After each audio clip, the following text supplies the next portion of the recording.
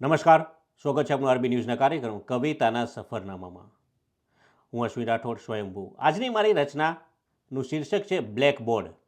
જે આપણે સ્કૂલમાં શીખીએ છીએ બ્લેક બોર્ડ ઉપર લખાવીને આપણને ટીચર શીખવાડે છે, એના ઉપર જે હિન્દીમાં અમુક વાક્ય મેં લખ્યા છે જે આપણી સમક્ષ રજૂ કરું છું કે इस ब्लैक बोर्ड ने न जाने कितने लोगों की तस्वीर बदल दी, कि इस ब्लैक बोर्ड ने न जाने कितने लोगों की तस्वीर बदल दी, इस पर लिखते लिखते न जाने कितने लोगों की तासीर बदल दी.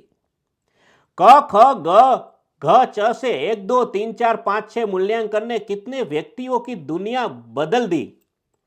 जीवन में हर कोई व्यक्ति ब्लैक बोर्ड से कुछ ना कुछ सीखता है. हम चाहे कितना भी लिखते या मिटाते, यह हमेशा साथ देता है. ताजुब की बात है, अब काले ब्लैक बोर्ड की जगह डिजिटल बोर्ड ले रहा है. मगर जो मजे से ब्लैक बोर्ड पर सीखते थे, अब वो डिजिटल बोर्ड पर देखते कार्टून पर नहीं आ रहा है. हम सीखते हैं ब्लैक काले बोर्ड से, पर हमें हमेशा काली चीजों से परहेज रहती थी. पर ब्लैक काले बोर्ड से हमेशा प्यार रहता था. क्यों?